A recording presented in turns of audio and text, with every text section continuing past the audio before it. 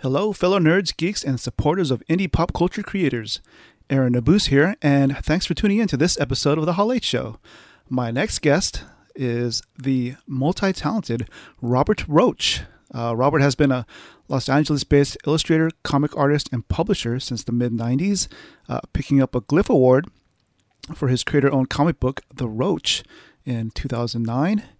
Teaching storyboarding at LA's Otis College of Art and Designs. I believe it's a continuing education program. Designing action figures, working on projects for Ford and JetBlue Airlines, living in Japan and Osaka for a few years, and earning rave reviews for one of his comic books called Menthu, which features a present-day story based on Egyptian mythology and set in Los Angeles. It's always great seeing Robert at events like San Diego Comic-Con and Black Comics Day. Speaking of which, I was fortunate to moderate a panel at Black Comics Day 2019 that featured him and a few other creators where they talked about entrepreneurship, indie comics, building a community, and representation. This episode, we'll be talking about the trade paperback for The Roach at War with the Cause, which is currently on Kickstarter until Saturday, August 7th, 2021. Welcome to the Hall 8 Show, Robert. It's good to hear your voice, man. Oh, Aaron, it's always good to hook up with you, brother. I'm grinning that you actually read my bio. Thank you. Well, to be honest, it's the bio I used for the panel, so. Yes, I ain't mad none at you, man. No, you updated it here and there, so no. When you list them off like that, you'd almost think I'd been busy. Well, you have been busy, and we'll get into a lot of the stuff that you've been working on. But since this is the first time on the show, it'd be cool to get sort of like your origin story. Where did you grow up, and what kind of books, TV shows, and movies were you into as a teenager? Oh, well, I grew up in a foreign country called Indiana. And I had a great, not without challenges, but I had a great childhood, I think. Where I grew up it was an excellent place. It nurtured a lot of talent. A lot of really cool people came out of there. Probably couldn't live back there right now, just because I'm doing so many other things. And it hasn't kept up with the rest of society, in my opinion. But I wouldn't trade it for the world. And in fact, I'll be going back to visit family and friends and stuff in August. So that's where I was, public school kid. But I had parents that definitely had expectations for me and my siblings. For example, I think when I was in school, you had to have a 1.5 GPA to have extracurriculars. And my parents were like, if you don't have a 3.0, you can cancel Christmas because it's not happening. Like they had expectations of us. And I was lucky that the type of education and upbringing in Marion allowed me to go to a really good private school as in my undergrad at Butler University in Indianapolis. And I was a 4-year letterman on the football team at Butler. That was fortunate. And then Butler prepared me to be able to get accepted to University of Illinois' Year in Japan program, which immediately upon graduation allowed me to study for a year at Konan University in Kobe. I lived in Osaka with my second family. the Uchitas. They treated me, and they continue to treat me like one of their own sons. So that's where I'm from. As far as the things that shaped me, yeah, there would have been comics. I was in grade school and so elementary through high school in the 70s and 80s. So that type of stuff shaped me. I would say TV didn't shape me as much as a kid as comics, pulp, sci-fi, super fiction, science fiction, supernatural, those types of novels. Your Burroughs, your Howards, and I'm just going blank on a bunch of people's. But that genre, that affected me. Movies did, because I was a kid when Star Wars came out, and Jaws and Close Encounters and things like that. And they definitely changed my perception of what summertime was supposed to be like. And music from the 70s and 80s affected me, like jazz, funk, fusion. That's my mainstream. Not dissing the other stuff at all. Hip hop is live. R&B is great. There's some pop music that's good. Not really a country and western and bluegrass kind of brother. Mm-hmm. But these are the things that shape me in a formative way. Got it. When did you realize that you were artistic, and when did you decide that you were going to make that a career? I was a kid. I'm laughing because it's making me have a flashback with my father. My father and I were really close because I was insane in the same brand and way that he was. So as far as being an artist, that happened when I was 3 years old. We had a house on Hammaker Street, and my dad was sitting at he was sitting in the living room, and he was drawing a schematic or something on our coffee table. And through a kid, I'm watching him, and I asked him, "What are you doing?" And he said, "Well, I'm drawing something." And I continued to watch him, and he asked me, "Would you like to draw something?" And I said, "Yeah." And he asked me what. And our house was about half or 3/4 of a block away from a railroad track. And I heard the train, and I said, "I want to draw a choo-choo train." So my dad helped me do that. That was the first thing I drew, and I was hooked after that. The reason I laughed was because of that. And you asked when I knew I was going to be an artist. Well, I was a hard-headed kid. And, like old school folks used to say, a hard head makes for a soft behind. Sometimes I proved that to be true, but I didn't want to learn how to read. I don't know what wild hair was up my butt, but as 6-7-year-old kid, I refused to learn how to read in class in first grade. And my teacher was frustrated with it. She sent a note home with my parents, and I just knew I was in deep, deep, deep trouble. And it's funny, my dad sat me down, and instead of being punished, he started to talk to me. And he said something that made me really, really think as a kid. He asked me, "What am I going to do for the rest of my life?" And he said, "Rob, at some point in time, you're going to become grown, and you're going to leave home. You can't live with us the rest of your life. you're going to leave home at some point in time. You're going to have to pay your own bills. You're going to have to live your own life. How are you going to do that? You know, like as a 6-year-old kid, I was like, what? Huh? Right. You mean this is how things are always going to be? And he made me think.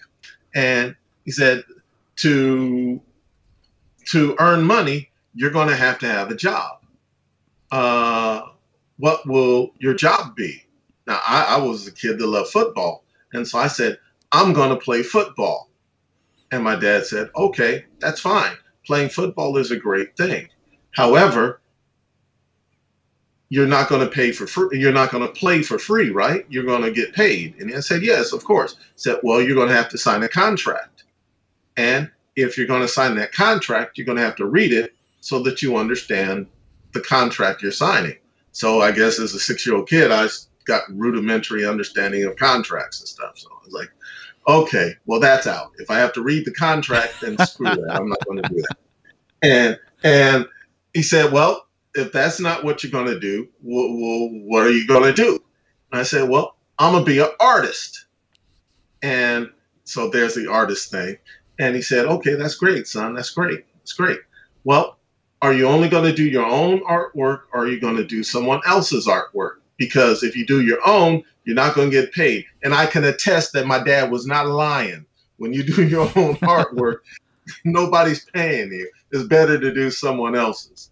And so I was like, okay, well, I will do someone else's. And he said, fine. How are they going to tell you what they want you to draw? I said, they can call me. So I figured, I got a phone, I'm good. And he said, well, that's fine. But what if they send you a letter? If they send you a letter that tells you, and this is before email, so please, people, why wouldn't they just eat? No, it was before emails.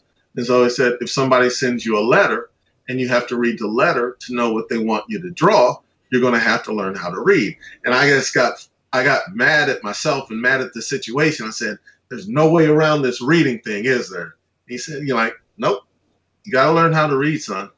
And and within 2 weeks, I was the best reader in the class. But that made me, and again, I was lucky. I was able to go to college on a football scholarship. So I guess that took care of that initial desire, and the art stuff too. Nice. Now, tell me about your creative journey from Indiana to Los Angeles. Oh man, my creative journey. If I had to sum it up in one word, it would be friends. Friends that helped me get where I was physically or geographically, and friends that I encountered along the way, because nobody does this stuff without your people. And I had lovely people. When I was in school in Indianapolis, my aunt was living in we call it Naptown. Some people call it Naptown because they think it's sleepy. We call it Naptown because there was more black folks in Indianapolis than in other parts of Indiana. So it was nappy-haired people there. So we call it Naptown for that reason. Gotcha. And so I had my extended family there, and they made life in Indianapolis and at Butler so much easier for me.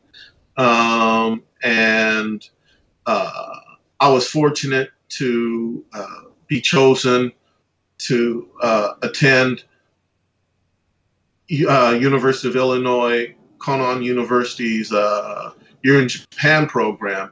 But again, sometimes there is a sixth sense, or what my grandfather would have called a holy hookup behind stuff, because I'll keep this story brief, but it's really wild. When talking about transitioning from Indiana to Osaka, I just graduated from Butler. I hadn't been in Marion, my hometown, other than summers for 4 solid years. And I was accepted. I was the very, very, very last person accepted to the Year in Japan program. So I didn't get the information until, like to say, around June. I was going to leave in August. And so I get the info, and like you flip through stuff real quick. They send you brochures and who's doing what and why and your schedule and stuff. I was trying to get everything wrapped up as fast as I could. My passport had to go through the visa process, going to doctors, all that kind of stuff. So I really wasn't paying much attention to the information that they sent me about who's in the program and why they're doing it and all that kind of stuff. I get a phone call while I'm back in Marion, and it's a guy that I knew from high school. He was a real good friend of mine. I was in a performing musical group with him in high school. His name was Tim Hudson, and lovely, lovely guy. And he said, "Hey, Robert, I'm getting in touch with you because I haven't talked to you in a while, and I have something else to share with you." And I said, "Hey, great, Tim. Cool. Hope things are going well for you wherever you're at school and all that kind of stuff." He said, Yeah. I heard you're going to Japan to study." And I was like, "Yeah, how did you find out about that?" And he said, "Oh, well, my aunt is married to the guy who's the head of the program there." I'm like, "Your aunt is married to Kinoshita Sensei?" And he said, yeah. They met when she was in her master's degree at University of Illinois, and he was in his master's degree, earning his master's at University of Illinois. I was like, "Wow, man, that's great." They said, "Oh, and they're in town visiting us, and they'd like to meet you." I'm like, "Well, cool." So I was the only one because it was a group of 30 people who were going as exchange students in the program. So I was the only one that he met beforehand under these circumstances. So then when I meet them and I start to talk with Juanita because they came to my house, it turns out not only was she Tim's aunt, but she grew up in Marion too, and she graduated from Butler. I'm like, wow. Like, you can't write. If I wrote that in a script, people would say, scratch that. Like, that needs to be edited out. It's goofy. It can't happen like that. But yeah, so one of my really good friends from high school's aunt married to the guy in the program I'm going to go to that I was barely accepted for at the very, very end. And she went to my alma mater. So that took me there. I created great friendships while I was there amongst the foreign students in Japan, and one of my best friends, Ego Okuma, is properly should be pronounced Okuma Ego, is like a brother to me, and we've been tight since we were both students at Konan University and others. So then I came back, hung around here, but the Uchidas, the family that I lived with as an exchange student, had a really good friend, Maida Yoshio-san, and he lived in San Francisco. He told me, "Hey, if you ever want to come to San Francisco, let me know. I'll try to help you get situated here." And I was like, cool. I took him up on the offer because I knew I needed to get outside of Indiana if I was going to develop artistically. I was at the point where I was one of the best in a certain area and in a certain group, but I wasn't at a professional level.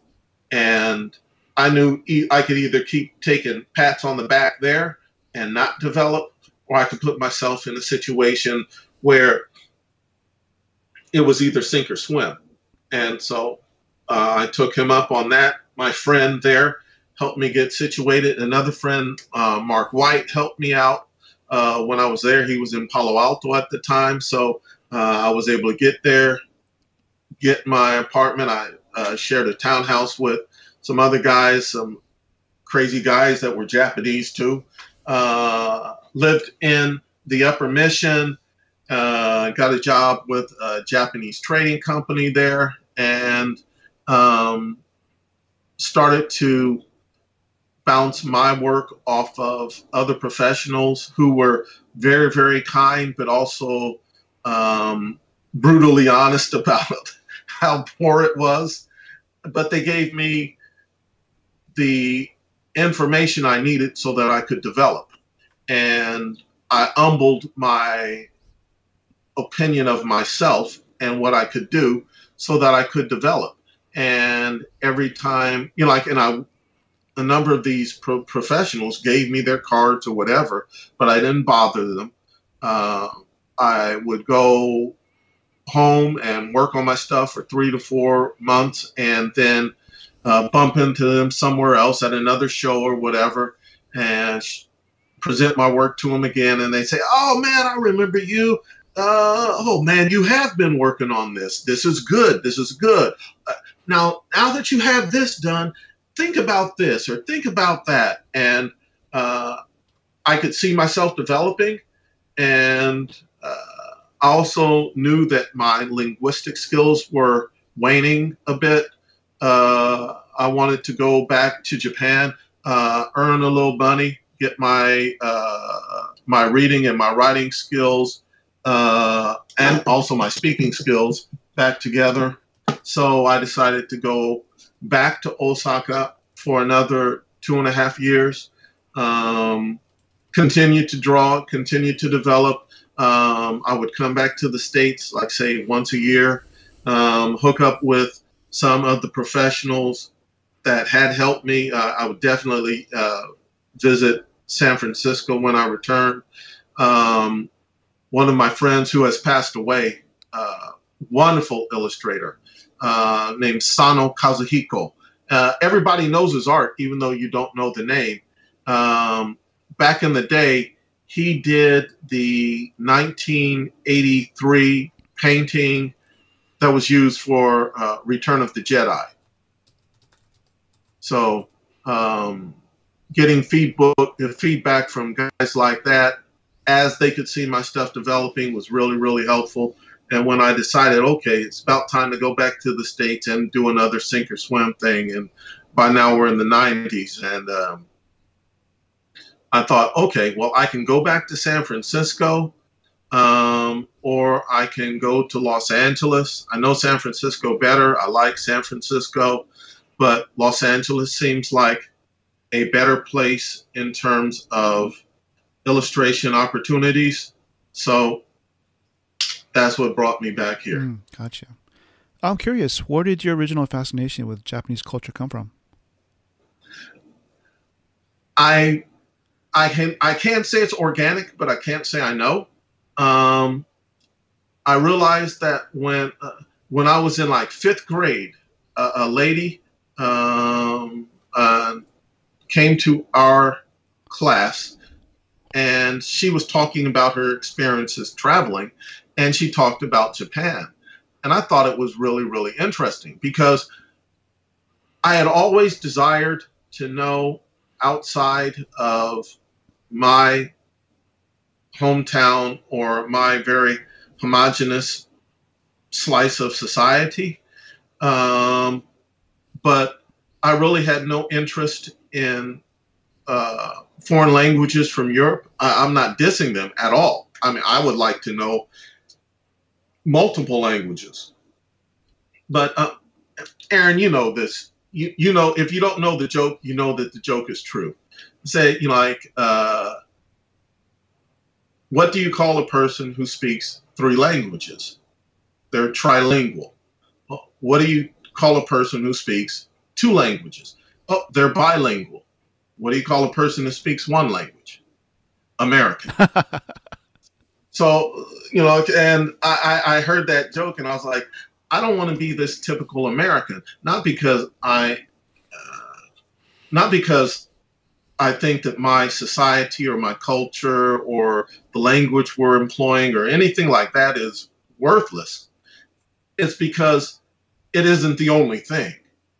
And if I could go somewhere and I could learn about other things, it might give me a better lens through which to see the good things and the bad things about the United States. It'll give me a chance to see commonalities between myself and another society. And being in a place like Japan, it also brings you into contact with expats from around the world. So I learned a lot about Australia, learned a lot about, because I made friends with guys from Melbourne and Brisbane, and not really so many from Sydney, but mainly from Brisbane and Melbourne. That's why I learned how to pronounce the names right.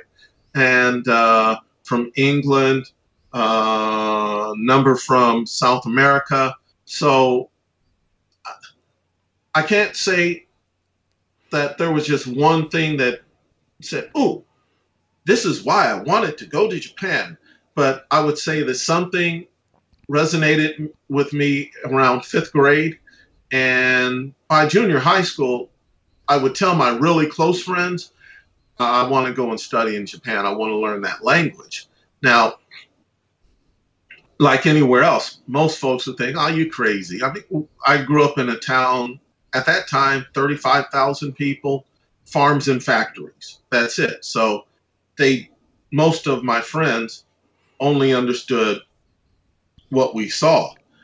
But I had some friends, some close friends, that I did tell, this is what I really would like to do. And they're like, hey, man, go for it. And they're the same type of people who also went for things. They were very, very congratulatory to me when I was finally able to do this. So it started around 5th grade. It coalesced into a firm thought probably when I was in 7th or 8th grade that I really would like to learn another language. And I didn't have much interest in the standard foreign languages that most Americans learned. And that did lead me to Japan. Wow, that's an incredible story. I dig it, man. Oh, thanks, man. Well, I look at you because you speak an Asian language and you know an Asian culture, and you know not only the facility to being bicultural, but how it strengthens you as a person. So, like, I'm not putting you talk about your Filipino, and I know the creators that you support and the way that you are supportive of that community. So maybe if folks are listening to us both for the first time, that needs to be lauded also. Well, thank you for that. And to be specific, I don't speak another Asian language. I kind of understand some of it. I understand. It's always easier to hear and understand than it is to respond. Yeah. Why is creating comic books important to you? Storytelling. There's stories in everything. And even the most mundane things around us have a story of its creation. And if I can create a story of something that's seemingly unlike me, like the Roach. I am not white. I am not alive in the Prohibition era, and I am not an anti-hero. But I can create commonalities with my own lived existence between people that seemingly are unlike in a story that's engaging and hopefully shares a degree of additional information and maybe a bit of an education. So I like storytelling of comics, and I think it's the perfect storytelling medium. As a kid growing up, when the comics code was still on the covers of books, and we were still under the shadow of the BS from the 50s and the 60s about how comics led to juvenile delinquency and all that kind of stuff. And people believe that stuff. Talking about people in academia believe that stuff, which was just ignorant. But whatever. I still saw it then as one of the ideal ways to bridge visuals and telling a really, really cool story. And through those stories, taking people to new places around the world, taking them to places that have never existed, that might exist at some point in time. I mentioned Burroughs, and one of the things that Burroughs did, that's why I was messing up, because I was trying to think of guys around contemporaries of those writers, but I read a lot of Verne and Sir Arthur Conan Doyle and all those kind of guys, and you look at what Jules Verne wrote and how we are creating the future that he saw in our reality. In one of the John Carter stories, Burroughs, if you look at what he was talking about, he was creating virtual reality in one of the stories, because the way that the characters were is the people were living inside their heads for so long that they had developed their mental capacities, and they could concentrate. If a bunch of them concentrated on the same character from their history long enough, they could create a virtual representation of that person. And in the storyline, I forget which one it was. Maybe it was the fourth story in that series, third or the fourth, I think. They had done it so often that this person actually became real, and he could project images of armies that, even though they did not exist, the opponents would see them and react, and they would run away. And so I look at what we're doing right now with virtual reality and augmented realities, and I go back to that story from, like, say, maybe 1920, and I see the commonalities. Comics are the perfect medium to play around and take you to places like that that have yet to exist, that might exist at some point in time, take you into a place and merge history and your fiction, present stuff that in a new way. For example, most people are aware of the Tuskegee Airmen. Most folks are aware of the Buffalo Soldiers. They're aware of blacks fighting in the Civil War and such. But a lot of folks skip over the fact that the Harlem Hellfighters existed, and the combatants from the 370th unit from Chicago existed in World War I. And by writing the Roach the way I did, I was able to bring this history out of black soldiers and the valor with which they fought in a different and horrific warfare, and present that. And I've had a number of people who've read it and said, I had no idea that this existed. Comics give you a chance to do that. And it's a reason why I love them, and a reason why I think everybody should love them. Definitely. Before the podcast, we were chatting a little bit, and you talked about, maximizing your downtime and working on your personal projects. How have you been able to stay creative during the pandemic, and what's a typical day like for you? How do you balance your creative projects, teaching, requests from clients, life in general? Very tenuously. How's that sound as an answer? So that's the short one. Just trying to balance, man. And I say that because I looked when the, pardon me for the cough. when we first headed into the shutdown, I was like everybody else. I had no idea where it was heading.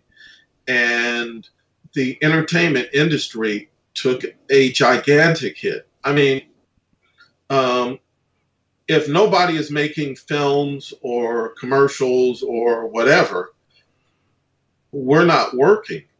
And people say, oh, well, you could just draw this or draw that. Well, if nobody is using the concept work, because you can't have a group of people get together on a sound stage because we have to maintain social distancing, and there has to be new changes to how we do cleanups and these types of things. Well, we were hit severely.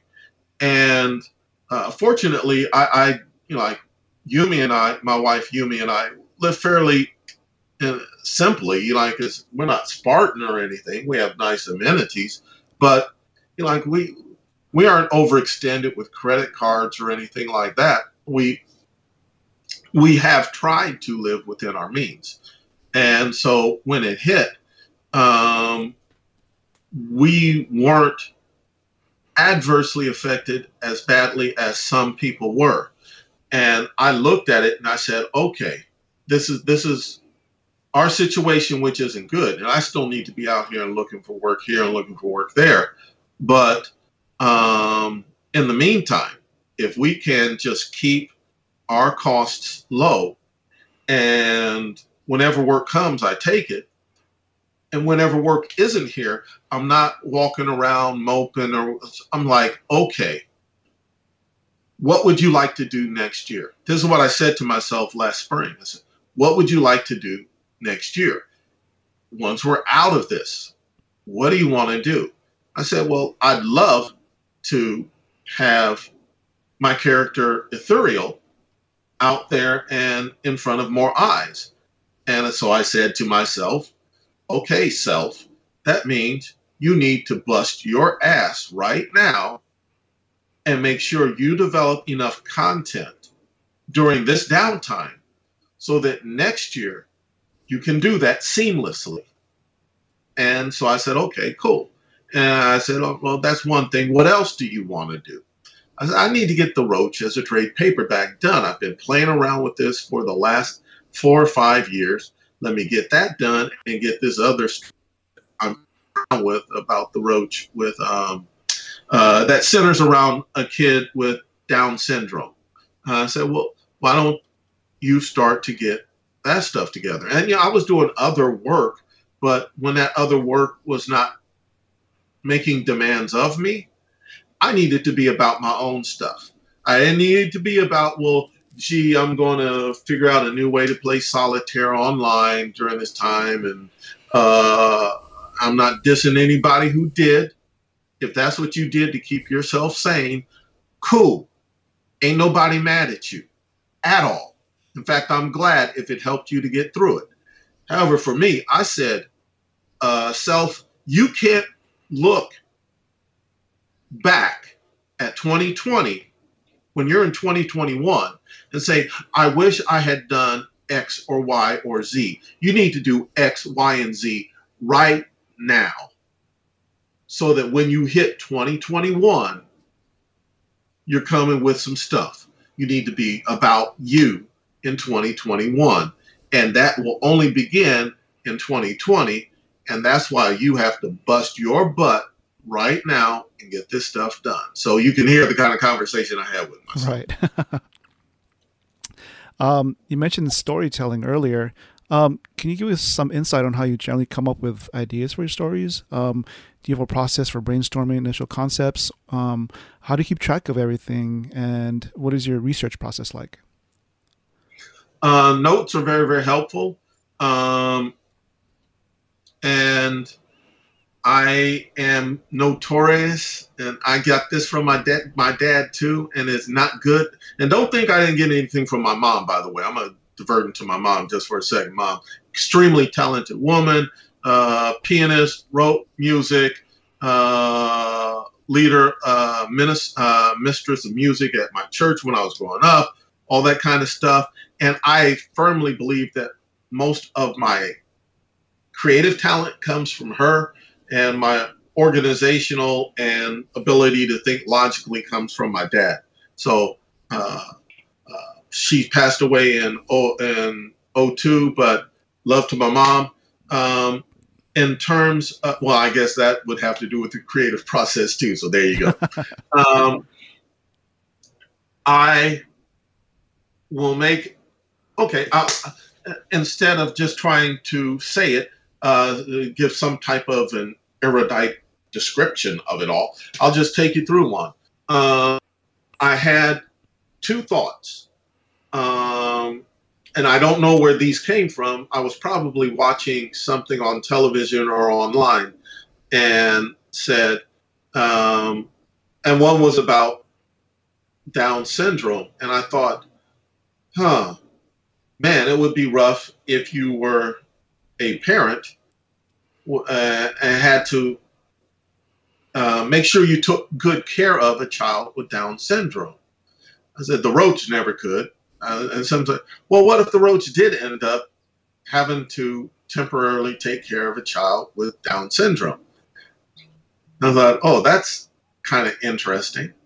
And I had learned earlier that a great friend of mine from high school, just a lovely, lovely woman, and an excellent educator. She's a high school educator nowadays. She and her family are lovely. She had a son with Down syndrome, and I contacted her, and she was gracious enough to allow me to use early photographs of her son as reference for the child in the story that I'm working on off and on right now. And so I'm like, okay, well, that's cool. I got the reference, but okay, what would be an interesting story with this child, because this is an implausible situation. And at the same time, I was watching something, and it was about a femme fatale. And I thought, oh, you know, I should have a female antagonist in The Roach. That would be really, really interesting. How would he deal with her? And I caught some of my own, it really wasn't misogyny, but it was an attitude about gentlemen, about women, that comes from a degree of chivalry that I was born with and that we're supposed to do. I open doors for women, but I also open doors for almost anybody. So it's not like a sexist kind of thing. But there are certain things you do. You like try to hold a chair for a lady and try to help her with her jacket. I did that for an actress when we were on the set once, and she was surprised because she didn't see me as I was helping her with her jacket. And then she realized it and she got it on, and she said, "Are you from the South?" And I said, "No, but my dad's from Mississippi." She said, "Yeah, I could tell you were born with those kind of manners." So she understood where it came from. And so I thought, but the thing that I caught myself on was, I thought, well, how will I write this character and not have the Roach kill her? Because if she had been a man who had done all of the bad things she does, the Roach would definitely have killed her. And I realized that's wrong, Robert. If the Roach kills people because they're bad, it doesn't matter if they're women or men, they're bad. And the Roach would kill her.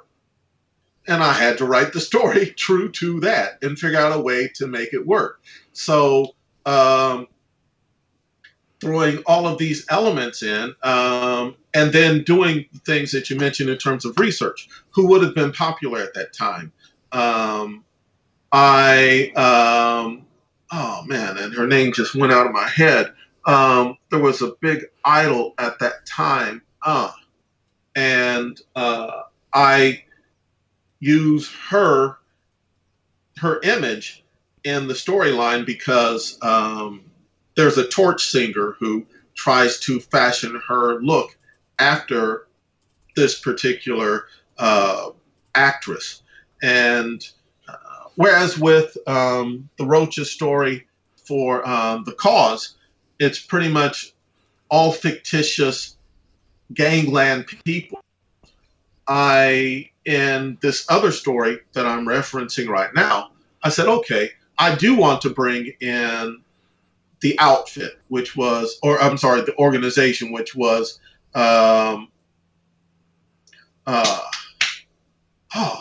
Capone's group from the South Side. Mm-hmm. And I want to bring in Bugs Moran's folks, which would have been in the North Side. I want to use these actual people and interweave the Roach in a way as if they were aware of him and that they had had interactions with each other. And in fact, in the story that developed, it was a time when Al Capone was in prison in eastern Pennsylvania. And it was a setup because, you know, like he just went there to get some of the heat off of him. And when he was inside, he had, you know, like catered meals sent to him. He had his own phone. He had, you know, like it was like he was in a hotel. And having done that research, I was able to roll it all into the story that you hear me referencing right now. But all of this started off principally with the thought, how would the Roach navigate a situation where he is guardian of a kid with Down syndrome, and what eventually would happen to the kid? Like, how would he end up with that kid? What would he do with that kid? How would Sadie, his love interest, who's also a prostitute, how would she be of assistance? How would the woman, the bad woman that I mentioned, have precipitated the circumstances under which the Roach ends up with this kid? How will it culminate? What time of the year is it? What was the weather like? I think it's really important to consider all these things, especially the weather, if you are going to tell a story, because the weather can be another character in your narrative. I think that, in my opinion, strictly my opinion, the greatest storyteller in film was Kurosawa Akira. Mm-hmm. And you look at, he did almost 30 films, and depending on the service that you look at, 5 to 10 of them were classics. So, you know, like, if you hit 333 in baseball, you're going to go to the Hall of Fame. Straight up. So, you know, The Bad Sleep Well, Seven Samurai, Rashomon, Yojimbo, Redbeard, you know, the hits just keep on coming. And one thing he consistently did in his stories was use weather. And for the Roach story that I've been referencing in this long-winded explanation, is in wintertime. And it was in, as I did more research, I realized that it was one of the winters that began earliest in Chicago up to that date and had the heaviest snowfall. So I need to incorporate snowfall and accumulation of snow and this type of things in the storyline. So, okay, there's a car chase scene, and they have to be slipping and sliding on the ice because that would have been the circumstances under which all of this was taking place. So I start off with that what if moment, or it's music. Like Menthu was based on a CD I heard back in the 90s by a group that I liked a lot called Material. It was headed by a bass player named Bill Laswell. And I heard something that said Egypt to me, but that was it. And it took me another 6 years to really allow it to filter through my creative process, and also to get books like The Book of the Dead and Who's Who in Egyptian Mythology, and books about architecture at that time, accuracy, because when we see Hollywood movies like The Mummy or whatever, everything in Egypt is brown or tan or sandy color. Those weren't the colors in their palette. Much more vibrant colors. And so I needed to make sure I did my research as this story worked its way through my creative process. And I needed to be able to say to myself, Robert, you understand your creative process. I know you want this story out there right now, but it's not ready. Slow your roll, slow your roll. And once it really was in a position creatively to come out, then I could say, now it's ready. And now you're ready to tell that story. That's how Menthu ended up. And this is how a particular story with the Roach ended up. Same guy doing the story, different sources as far as the different narratives are concerned, but overlapping in terms of making sure that all of the elements are in place so that the narrative could start to tell itself. Awesome. Thanks for sharing that, your insight. That was incredible. I think it was long-winded. I need to shut up. No, I think our audience will glean a lot from that. For anyone new to the Roach universe, would you mind briefly talking about him, his purpose, and why you created him in the first place? And also, he's not named after you, right? He is absolutely not named after me, and thank you for that opportunity. I know you knew that, Aaron, but yeah. Okay. I created the Roach when I was at Butler. Started off as an illustration. We have all, I say we because you're a fellow creator, brother, but we have all had that something that's just burning its way through our head. It's just like, you will not have peace until you put this down on paper somehow. You know, you can type it, you can write it, you can draw it, whatever, but you got to get it down. And I drew a picture. It was of the Roach, and I thought, cool, I'm done with this thing. It's not going to bother me anymore.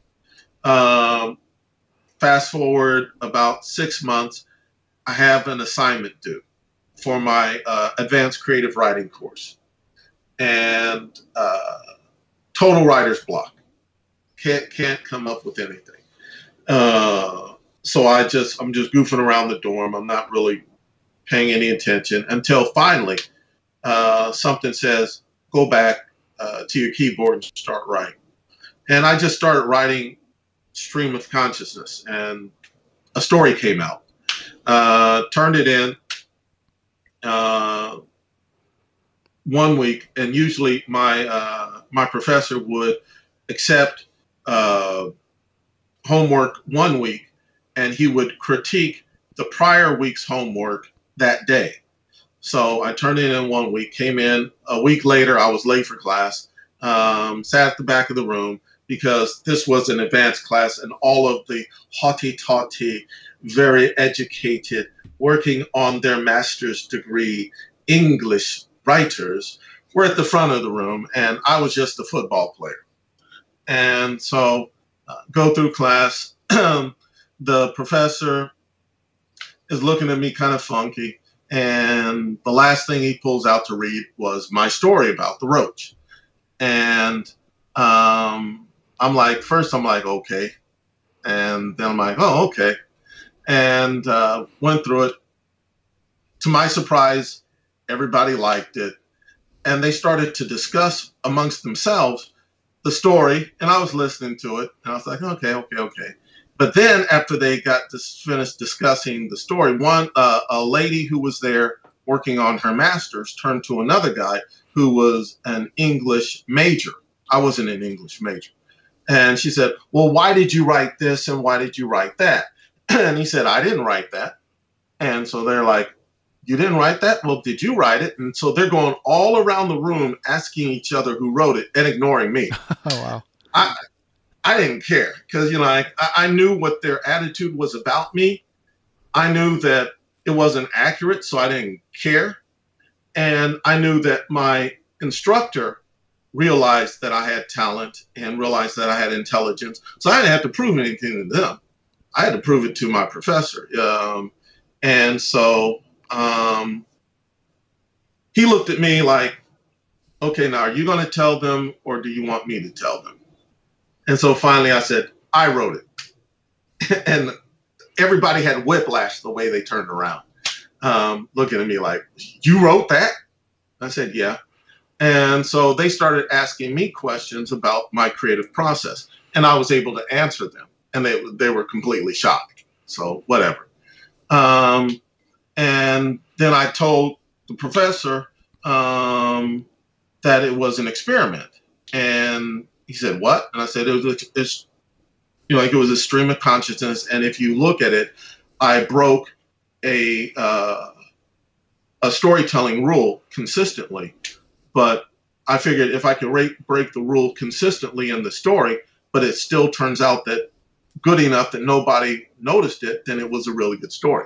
So he changed the grade and from an A- to an A, and he handed it to another young lady in the class and said, this needs to go in the department's literary magazine. So it went in the literary magazine. I don't think anything of it. It ends up being the most popular story. Had the same professor semester later, and I knew that if I wrote something about the Roach, it was pretty much guaranteed to be an A. So, I just figured, let me go ahead and get this A. And I wrote a decent story. It ends up in the literary magazine, and it's popular, whatever. Senior year, I'm done with English. I'm not trying to do anything else. And I'm living off campus. I have one of my friends, and I hear her voice hollering at me across quad. And I'm like, well, what's up? And she said, I am the editor for this year's literary magazine. I said, congratulations. She said, please do me a story for the Roach. I said, I'm not doing any more stories about the Roach. I'm done with English. I'm done. In fact, I can graduate at the end of this semester if I want to. I have enough credits. I'm just hanging around here so I can have fun. And she said, please, please, please, please, please. And I said to her, okay, I'll tell you what. If I think of a really cool story, I'll write it and I'll submit it. But I can't promise I'll come up with a cool story. I came up with a cool story. It was popular, whatever. And so then second semester, she was on my ass. You got to do something, Robert. You got to do something. You got to do something. So I wrote 4 prose stories about the Roach at that time, and I insert artwork and stuff like that. So that's how the character began, and the character was named by a couple of my teammates. In fact, I didn't name the character when I was doing the first illustration that was just burning its way through me. They happened to come down and visit me. Sometimes guys would look over my shoulder when I was drawing, and that was cool. But they were asking me. It was Dino Merlina and Tom Putchley, and they're asking me, what are you going to name him? I said, well, I don't know. I haven't come up with a name. I said, it needs to be something dirty, something kind of gritty, almost a name that you really wouldn't want, but fits the character. I said, but if I call him the Rat or something like that, that's stupid. I'm not feeling that. And one of them, and I can't remember which one, but one of them said, why don't you call him the Roach? I said, yeah, man, if I call him the Roach, everybody's going to think I named him after myself. I really just don't want to deal with that. He said, but it's the perfect name. I said, yeah, I agree. I agree that it's the perfect name for him, but it's my name. And people, and he said, well, one of them said, well, don't you like your name? I said, yeah, I like my name. I'm cool with my name now. Yeah. Didn't like it when I was a kid, but that's because I got teased. But now I'm cool with it. And he said, well, it's perfect for it. And I said, yeah, it is perfect for the character, but I just don't want to hear what people have to say. And it was quiet for like about 30 seconds. And one of them, I can't remember what, said, F them. Somebody doesn't like it, somebody's tripping about it, F them. And I was like, you're right, F them. The Roach. So that's how the name that's how he got the name. Gotcha. As a Black creator, why did you feel it was important for the main character to be white? I felt important for the character to be white because it would have been true to that time period, and I was in that time period. And I'm not messing with stuff that's great. There's Blackjack, excellent story of a Black Indiana Jones type of character, but minus the professor and all that kind of stuff, who was a Black protagonist at that time period. I felt like I could bring this particular character to life and in that setting as a Black creator. And I say that because as a Black person who has been in some of the educational situations I have, and in some of the cultural situations I have, as the person who has been the proverbial fly on the wall, I've sat back and I've listened to various people talk. I've listened, having lived in Japan, I listen to what Japanese people say to each other and how they say it and what they think and these types of things. So I didn't get my information from inside somebody's book or somebody else's observation. I got it from actually being there and doing a bit of research and a little bit of scholarship and talking to different people. For example, if anybody in your audience wants to know about Japan and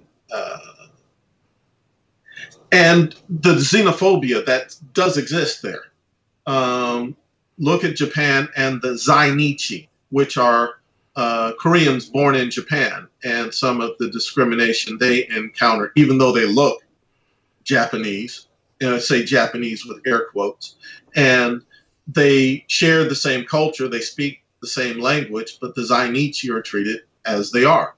Look at the Ainu and how, as a culture, they have almost been eradicated, but they are. There is enough interest in Japan that some people are trying to save the language and the culture. Look at the Burakumin. Burakumin. Burakimin. Look at them. Doesn't mean that I dislike Japan. In fact, I love it as a place. But it means it's like other areas. It's got its mistakes. It's got its flaws.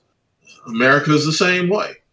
So I think as a person who has uniquely been in a position to look at different peoples and different circumstances, relate them to my own, relate them to something that's purely in my imagination, figure out ways that voice could be given with a degree of fidelity. I think that I am uniquely qualified to tell a story outside of myself. That doesn't mean I can tell every story outside of myself. There are female characters I'm sure that I could tell quite well, but I'm sure that there are others that I couldn't tell as well. I could probably tell a story about any man in the world. I'm a straight man, but I have a character in one storyline just trying to keep it real, and it's ethereal. In the ethereal storyline, if you go into chapter 17 or 18, and where he is in the world, there would have been gay men, and he becomes friends with one of those, and that's just how it is. I don't have to prove anything by having that character in there, but also I'm not going to eliminate the character because having that character in there is genuine. So I feel comfortable telling the stories that I choose to tell. If I don't think I'm qualified, I would defer to someone else. If I'm going to tell it and try to have fidelity with it, I'm going to ask questions until the point where I feel comfortable with the voice I'm giving. I have felt comfortable with the voice I am giving the Roach and the challenges I am asking, because it really is a number of cultural and social questions that we need answers to today. But since I'm couching them in prohibition, people don't feel so prickly about them. The main problem I had with telling the Roach is in my opinion, he was too engaging. And I have a bad guy. Similar comparison would be Dwayne McDuffie was a good friend, and we had a conversation once about his character Tech Nine that was in Blood Syndicate. I love Tech Nine, and he had Tech Nine die. And I was like, man, I hate that you had Tech Nine die. And he told me, I said, straight up, I liked the character, but I couldn't have the main character in my story who used guns as his weapon. And that was what Tech Nine was, and he had to go. So that was his opinion about a really, really strong character in the story that he was co-writing and editing and such. When I was playing around with the Roach, I realized this character is really, really powerful. He needs a counterbalance. Like this guy is, he's good at what he does, but he's an absolutist and he kills people. I have to have a moral counterbalance to him. And when I finally came up with that in the character of Bruh John, somebody that the Roach respects, but is polar opposite of him, and also mysterious in a way that he doesn't jump up every other page. In fact, he only concretely shows up twice in the trade paperbacks narrative. But when he does, he drops some serious dimes, and he causes the Roach to think, to at least consider. And that's all I wanted. Once I had a character like Bruh John, so that we didn't just get this onslaught of the Roach and got to kill these bad guys and all that kind of stuff. We also had somebody say, hey, think about this. Then I felt really good about the storyline. So more than me writing about a white guy, I needed to have moral balance, or at least some type of a gravitational pull back. And as far as my approach to this first arc of the Roach, which is in the trade paperback, I did feel like, as a black man, I have to have a black voice. In fact, I ended up with two black voices. One of them was a guy who rescues the Roach in the storyline. His name is Willie McKinley. He's named for my Uncle Willie on my dad's side with his first name, and my great uncle Clarence McKinley Faulkner on my mom's side. So Willie McKinley is that composite. And as a soldier in World War I, he was part of the 370 that kicked all kinds of ass in France and won all of the French Army's highest awards. Now, why blacks were fighting for the French in World War I, you got to do your history and figure it out. But yes, black Americans fought for the French, even though they were brought there by the American Army. And this story about a white anti-hero allowed me to go into that. This story about a white anti-hero allowed me to say, okay, we need to discuss race.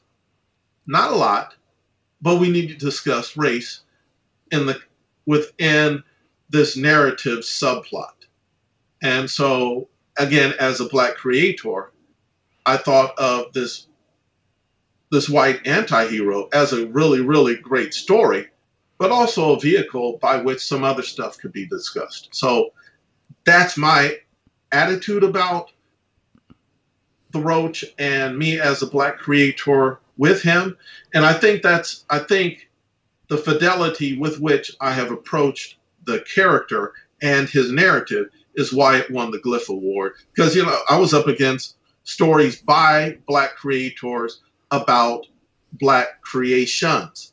And I was against stuff based on hip hop in full color, black private eyes that were doing spectacular things in today's world and these type of stuff. And I got a story about a white guy from Prohibition, Chicago, told in black and white. But it won that inaugural Rising Star Award. And I think, and I have heard from other people who voted for it and liked it, the reason that it won is for all the reasons I have mentioned, why I think that I am qualified to tell such a story. Can you sort of describe how you felt when you won that Glyph Award? Shocked. I mean, again, it is not cliche if I say that simply being nominated it felt like I had won. I saw the people that were on the list with me, and I'm like, there's no way the Roach is going to take this. It just isn't. I knew that what I had done was good. Don't get me wrong. I didn't question the quality of the work I had done. But I also didn't question the quality of the work those other creators had done. They had done wonderful stuff. And I just didn't see, I mean, it's with the East Coast Black Age of Comics convention, operative being Black Age of Comics, and I just thought, regardless to how well I have done this work, I just don't see that happening. And also, when I was listed, my first reaction was, okay, I have to come up with a campaign to try to get people to vote. And then my second thought was, no, it will sink or swim on its own merits. And I didn't do anything. Some people did have campaigns. I chose not to. And some of the people after the Roach was chosen, they told me that it was in second place going into the last few weeks. And again, I did nothing. But suddenly it just took off in terms of the reactions that critics and reviewers and fans had toward it. And it was able to garner the award. So I didn't know that I had won. The reason is, like, I did keep I was watching my feed and my social media that Friday evening, and Philadelphia is 3 hours ahead of us. So like around 8 o'clock, 9 o'clock at night here on the West Coast, I had no additional information. So I was like, okay, well, it was good enough to be nominated.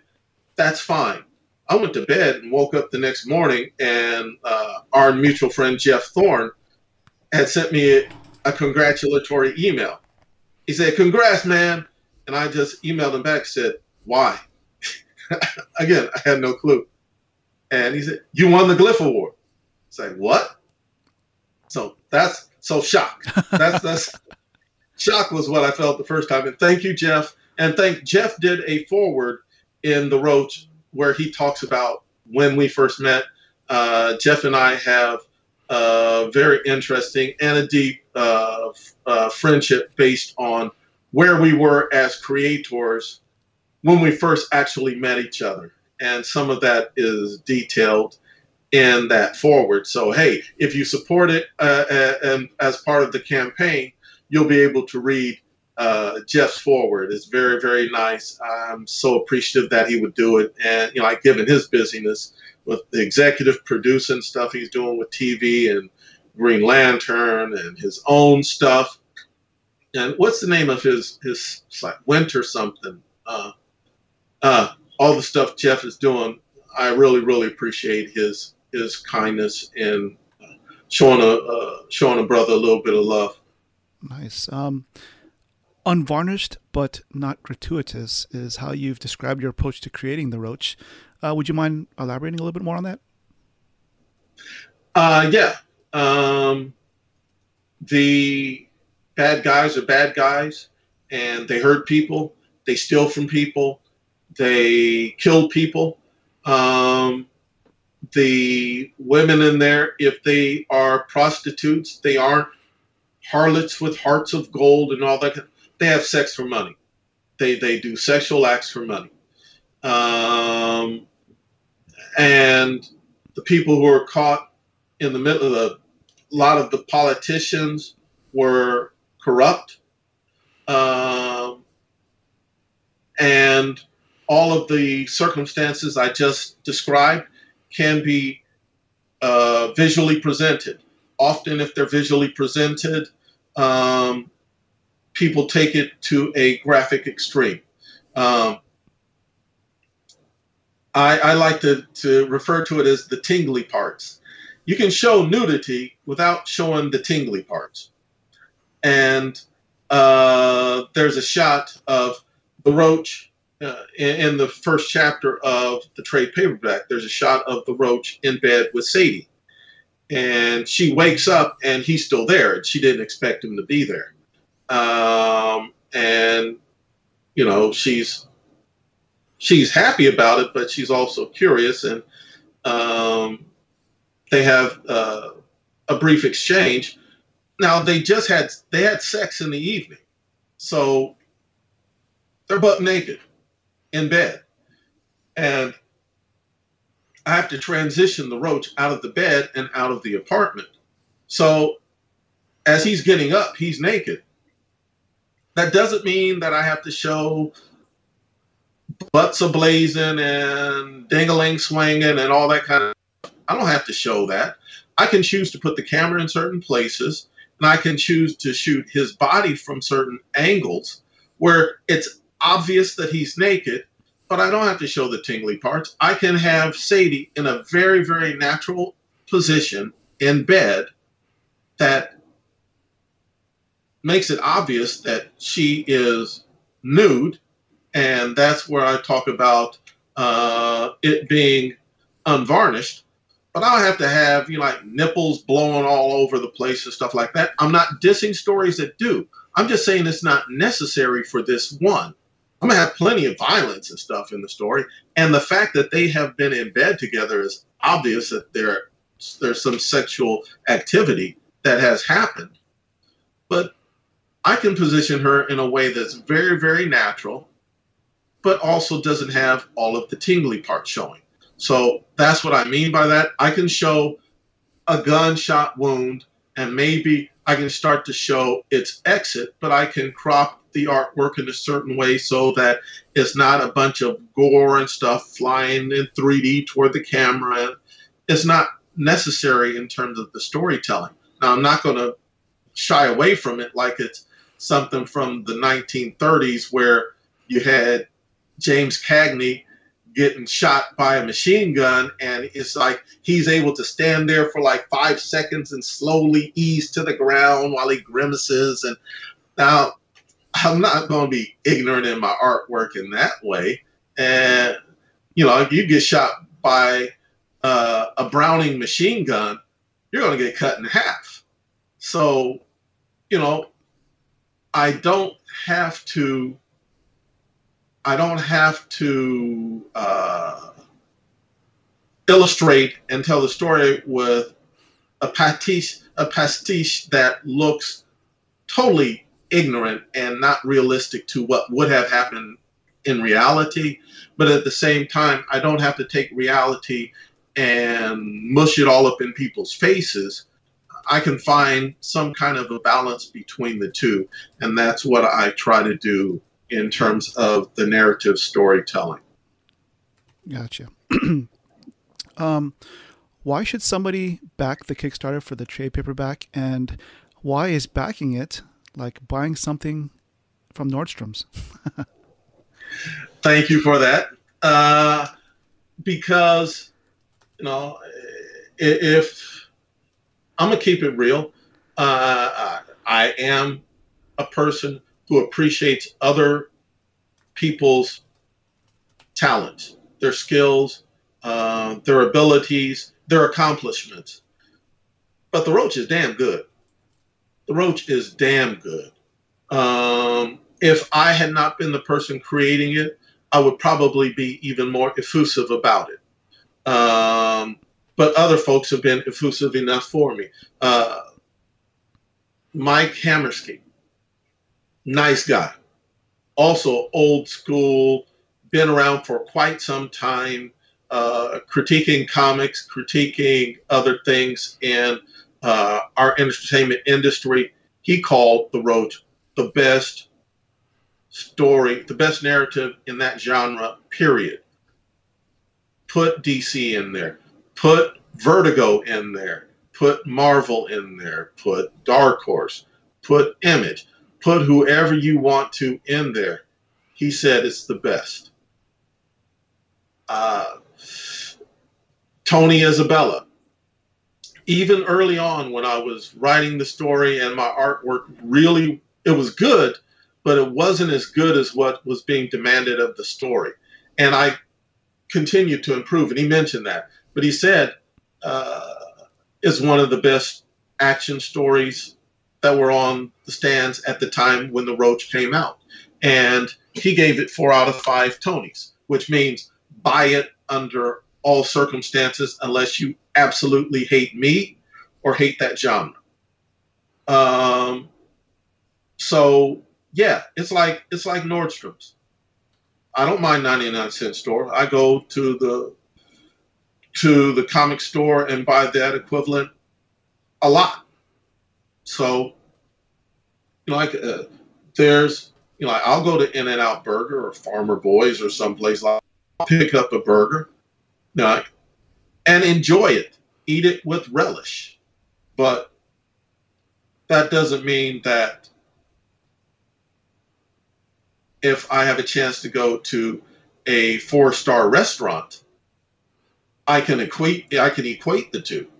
They aren't. I can enjoy both, but one is arguably better than the other. It may not be as accessible. Well, now The Roach is accessible to you. It kicks ass. Me saying it and me being honest about my accomplishments with it. It kicks ass. And in terms of what someone gets for having supported us, I think you get a lot more back than even the money you're using to back us. And I say that because, first of all, yeah, the story does kick ass. And you are on the ground floor of this trade paperback coming out. And I think it's going to reignite interest in how good the story is. You're there at the ground level. But on top of that, anybody who goes to our Kickstarter page for The Roach and you see what we're laying out, Aaron, thank you for supporting. And, you're going to get the stuff digitally and physically.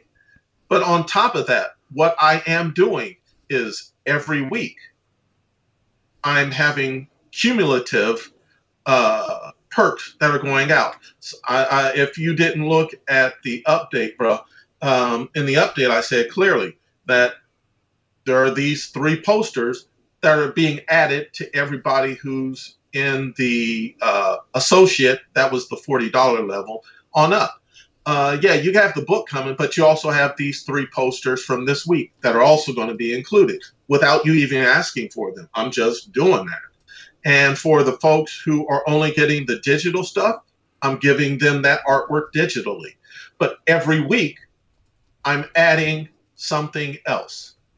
Stuff that I already have, but it's also really, really good stuff. I'm adding new posters, new printouts, whatever, each week, and it will be cumulative. So since you came in this week, you're going to get stuff from week 1, week 2, week 3, and week 4. Let's say somebody's not ready to jump on board until week 2. Well, you're going to get week 2, week 3, week 4. Somebody who said, well, I'm just going to come in at the last minute. If I see you need some more help, I'm going to help you out at the end. Okay, I wish you wouldn't do that because I'll have heart palpitations. But if that's your choice, okay, well, you're going to get week 4's goodies. Well, somebody from week 1 has gotten all 4 weeks of goodies. You're going to get the 1 week of goodies. So after everything's said and done, with the backing that you have given us for, I think at that $40 level, you're going to have the book physically, the digital stuff.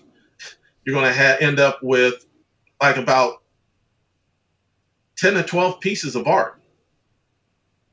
So I challenge anybody who thinks that this is a donation. This is not a donation, because dollar for dollar, you're going to get back damn near as much in terms of swag as the contribution you have made. So that's why, these are the reasons why everybody should get on board with the Roach, to be honest. I mean, with this campaign, I don't know what the hell I was thinking about when I came up with these thoughts that, well, I know what I was thinking about. I was thinking about if I was on the other side of the screen sitting at the keyboard, how could I feel as if this guy, Robert Roach, was giving me something worthwhile and truly wanted my assistance? That's why I've approached it this way. Yeah, I'm looking forward to reading it. Now you've sort of amped up the artwork for the trade paperback, because there will be differences from the regular issues, right? Yeah, the main difference most people will see is, well, there are really about 3 or 4. Relattered everything, cleaned it up, made it even better, found a few typos, eliminated those, and with more knowledge about how lettering should be done, because in the meantime I'd done some lettering jobs for different projects, I figured out how to do it better. And with better lettering, the artwork looks even better. And I went back in, I cleaned up some of my tones, cleaned up some of the line art, inserted new panels just here and there, not en masse, because it really wasn't necessary. Additionally, the printer that I have chosen is really, really good. And when I did the Roach as floppies, it was hit and miss because I was using various local printers, depending on what I had in my pocket and what was available in terms of their specs. So to be honest, the production for the floppies lacks a certain consistency, and the place that will do the printing is the same place that did my first 4 issues of Menthu and such. So I know the quality of the paper. I know the quality of the offset printing. I know that they are meticulous in terms of the jobs that they turn out. So it's going to be phenomenal. I mean, I really, really, really look forward to how tight this presentation of the story will be. Not just the story itself, but the nuts and bolts of its physicality, me going back in and making sure that my tones were, by the time I got to the end of, or by the time I got to issue 4 in the story, what I had done with issue 1 in terms of understanding how black and white could be done really well, it was night and day. Not trying to get back into the black and white thing, but it was night and day. And so I said, all right, everything has to be done at this level of consistency and this level of excellence. So all the letters, all of that art, and certain details within the art that just make it explode off the page, I went back and I took care of all of that. And so, yeah, it's well done. If somebody else had done it, I'd be like, damn, you see what it did? Oh, wow. That's what I would do. Since I did it, I can only say it with a little bit more measured voice. Nonetheless, it's true. It's really well done. Can't wait. 132 pages of goodness. Yes. I'm looking forward to it. And I have a photograph in there that's going to trip a lot of people out. It's from when I was in Japan, and when my friend and I got backstage after a concert. And it will all roll in, and you'll understand it. But there's a photograph of us with somebody that a lot of people will know. Ah, all right. Cool. I guess now you're like, how the heck does that work? It works. It works. I guess we'll take a little break and do a thunder round, which is our round of random questions. The first question is, what's something that you hated as a kid but love now as an adult? Broccoli. Okay. And self-discipline. So broccoli and self-discipline. There you go. Obviously reading also, right? Yes. Well, yes. I learned how to love to read by junior high school. Okay. So, okay. You're at a comic book shop and thumbing through the back issue bins. What kind of comics would you be looking for? Ooh. Some milestone stuff that I might have missed. Some old Vertigo stuff. In terms of nostalgia, maybe some Image stuff from way back in the day when they first started off. Oh, some old Malibu stuff, because I briefly worked at Malibu Comics and was able to see how good they were doing. Oh, I would probably try to track down some good cross-gen stuff that I might have missed before, because they told good stories, and Disney just has them in mothballs right now. So, dang, you made me start thinking about stuff I missed. See what you just did? Now I got to go start looking for this stuff. Oh, and some old Fourth World stuff. That's what I would be looking for. To be honest, that's something that I haven't really delved into yet. The Fourth World stuff. Oh man, it's good. I mean, Mr. Miracle is great, and the New Gods are great. But even stuff like the Forever People, they were a lot of fun. Nice. If a movie was made about your life, what kind of music would be on the soundtrack? I know you mentioned jazz and funk and fusion earlier. That's it. Those would be on the soundtrack. I would like to bring my boy Bill Laswell out of retirement and get him to do the soundtrack. That would be a lot of fun. And I have some other friends who work in the industry, Joan Lee or my boy Julian Cook, or guys I've worked with that I know are really good. But if I was able to just say, okay, you guys get with Laswell and create something good, that would be it. So yeah, that would be real fun. What's something your fans would be surprised to know about you? I don't know. I figure I'm just an ordinary guy, so as ordinary, that would be surprising to say, well, I used to work in a GM car factory. How about, okay, early jobs? I worked at a GM car factory, and post butler, and when I had just moved back to Indiana, and I also worked for a rent-to-own company. And I had to leave that store. That thing was corrosive to your soul, man. Lord have mercy. But yeah, I worked for a rent-to-own store. I'm sorry, you broke up a little bit when you said post butler. Yes, after I graduated from Butler and went to Japan, when I came back to the States, I needed to have a job somewhere.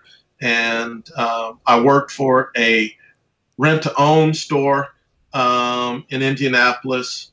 And talk about seeing all kinds of people in life. Great stories to be told. You know, like being in those, if anybody who's out there, if you have a job, and even if it seems kind of mundane, don't trip over that, because there's information to glean, interactions that people will have in front of you that you can, like bookmark in your head and use in your writing later. So yeah, I worked for a rent-to-own place back in the day, and I also worked at Fisher Body, a GM factory in my hometown. Do you have a daily routine to help you get into the right mindset to create? My daily routine is usually what do I absolutely have to do? And there's always something that I absolutely have to do, so I don't have to worry about, let me meander through here. But I do have to be in the right mindset. I have learned that if I try to force myself to execute a certain illustration, and my creative process has not unconsciously worked out a bunch of the variables, I'll get into it and I'm wasting time, because I draw something that's completely unusable and I have to go back and redraw it anyway. And it's not the same as being lazy. A lot of times when you're just chilling and I've gotten to the point where I understand that I'm not taking a nap. In fact, I rarely sleep, but there are times when it looks like I'm vegging, and my wife is aware of me to the point where she'll look at me and she'll say, "Are you sleeping?" And I'm saying, "No, I'm working on this artwork in my head. I think I almost have it." And she'll be like, "Okay." And she'll just go on about her business, because she knows that I'm doing it. And then like say maybe 10 or 15 minutes later, I'll sit up and I'll start working on it. And the dominoes start to hit each other properly. So I know this about myself, but I also know that sometimes there are deadlines, or sometimes there are things that say, get this done right now. And you have to manipulate yourself through them. You have to say, okay, creative process, if we don't start now, we're going to be up till 1 o'clock. So let's be about this. And try to balance the real needs that exist in today's world with the need to make sure that the art is going to be executed, or I should say storytelling. The storytelling, whether it's visual or prose or whatever, will be executed at the highest levels that you possibly can. Nice. If you could have a meal with anyone in history, who would it be with, and where would you eat? And what's one thing that you would ask them? Oh, man. Well, see, me eating with history would be... Ooh. I can't say one person. I would love to have a meal with two guys. I'm gonna choose some periods and places and say that I would like to have a meal with Lincoln and Frederick Douglass at the same time. That would be really interesting. Mm-hmm. That would be really cool. I'd love to have a meal with, oh man, just went out of my head, Carthage. attacked Rome. Oh, y'all know who I'm talking about. With the elephants over the Alps. Oh, Hannibal? Oh, Hannibal, thank you. And not Taboo. Right. I can have lunch with him anytime. Hannibal. I'd love to have, maybe have dinner with him because, eventually they lost and he knew that they were going to lose and Rome was coming for him. Having dinner with him at that moment to see what he was like, because they didn't kill him because they wanted to bring him as a living example to Rome's greatness and stuff, and he couldn't kill himself because then they would have raised Carthage and stuff. So it'd been interesting to have a dinner with him and just say, hey, how you doing, man? With that in the offing. I'd love to have a meal with Date Masamune. He's my favorite daimyo from ancient Japan. And he was one of the guys that a lot of people should know about, but they don't, because he was straight up crazy, but crazy like a fox in the time period as Japan was finally coalescing into an actual country and not a bunch of separate warring fiefdoms. And so he had to navigate the reality of the Oda Nobunaga regime, the Toyotomi Hideyoshi regime, and then the Tokugawa Ieyasu regime, which then again became the shogunate that we all recognize now. And all these guys tried to kill him at certain places, and all of them realized this dude is too smart. We can't kill him, but we got to make him bend to our ideas. And there's a story about him where he was supposed to he had done something really bad. He really had messed up, and they had evidence because they had a directive that he had signed, and one of his boys had turned traitor and turned this over to Toyotomi Hideyoshi. And so Hideyoshi had it in his hand, and Masamune lied to his face straight up because, he was going to have to commit seppuku if, once. And Masamune knew that. And he just kept lying to his face. And he said, well, really, if you look at the way I signed my signature, I signed it a certain way. And if it doesn't have this little glitch in it, then that means that somebody forged my name. And Hideyoshi was looking reports of it were like, Hideyoshi was looking at him like, I can't believe you just gonna lie to my face like this is bold. And he's like, man, this dude lies so well, I can't kill him, but I can't let him continue to do what he's doing.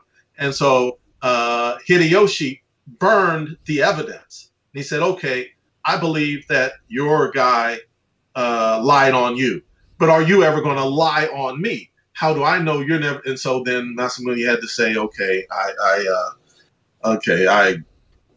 am now devoted to you. And then he said, well, you need to do something. You need to apologize in Kyoto. So you need to do something spectacular. So what Masamune did is there are legends. So I'll just say that because they ain't got no actual footage of it. But there are legends that he had a cross, because this is at a time when there are more Christians coming into Japan before the shogunate partition. And he had a cross made, and it was gilded with gold, and he was dressed in white in funeral clothes, and he carried the cross through Kyoto, and his assistants were tossing small bags of gold to the audience that are the crowds that were watching him as he dragged this cross through Kyoto. Now, that's a dude I'd love to sit down and have a meal with. I guess it'd be hard to pin down just one place to take him to. No, man, there's so many cool people. I'm a history buff. Right. There's so many people in history. I'd love to sit down and just have a meal with Malcolm X. Malcolm X and Dr. King at the same time would be great. And then gleaning the various people who had assisted them to get to their points. And man, there's so many, so many. Sun Tzu, great person to sit down and just like, how did you come up with the art of war? And or like Miyamoto Musashi, greatest swordsman of all time. You're like, how? I mean, people don't know. Most people don't know that Miyamoto Musashi won his first duel when he was 13. 13 years old with a stick. He was just bad like that. Yeah. So oh man, there's so many people. Oh, and ladies too. There's some spectacular women. Catherine the Great was a freak, but she was also a genius. So sitting down and just talking with girlfriend, not trying to get in their panties, but just talking with girlfriend would be just phenomenal. Mm-hmm. What's one of your favorite words, and why is it one of your favorite words? I can't say some of my favorite words, and I really shouldn't say some of my favorite words because I'm trying not to cuss as much as I should. That's okay. We have an explicit rating on our podcast, so that's okay. Okay. I will tell you something that is worthwhile. Okay, this is good. One of my favorite words is persevere. Uh-huh. I like what it means. I like all that the word means, but I also remember one time when I was about 12 or 13, my dad and I were in a conversation, and he used the word persevere. And he said, "Oh, I'm sorry, you don't know what that means." And I said, "I know what it means." And he said, "Really? Just give me the definition." And I gave him the definition. He's like, Oh, I'm sorry, son. I apologize. I underestimated you." So the word persevere is a good word. Right. It is. And that's a good moment that you remember with your dad. Mm-hmm. If you were president of the United States, what kind of artwork would you hang up in the Oval Office? Mine and other people too, but I have some good artwork. I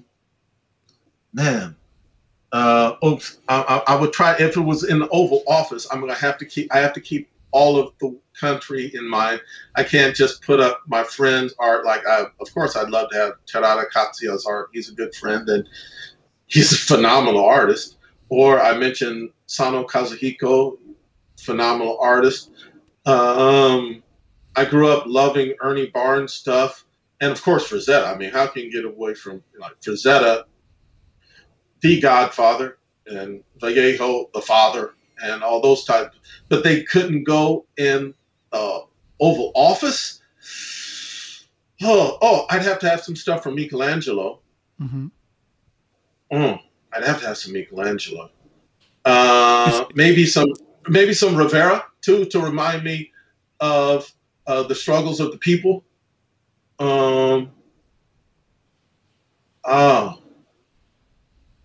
Man, now you make me think. I'd have to have some Michelangelo to remind me of the beauty of nature and the beauty that we can ascribe to, ascribe to ourselves and strive to reach. Mm-hmm. Is he your favorite Renaissance artist? He and Rembrandt. Rembrandt would have to go in there too. Oh, I saw The Night Watch once when it was on loan at the Getty. Oh my goodness! And I've always been a Rembrandt fan. I love Rembrandt. I have to get there and check out his stuff at his museum, at the museum dedicated to him. But I'd seen photographs of The Night Watch, and even big ones with it, like where you could fold it out and stuff. But when you see the actual thing and you see the dark inside dark in the details he has, and it's clear, you can see it in the actual. Now I'm starting to gush and stuff. I'm sorry, but in the painting, and photography can't grasp it, but you see it with the eye, and you're just like, damn, how did the? And Hokusai. I'd have to have by there. I went to a Hokusai museum when I was in Japan about 9-10 years ago. My friend surprised me by taking me to a two-story museum that's dedicated to him near Nagano. And I mean, Hokusai was like,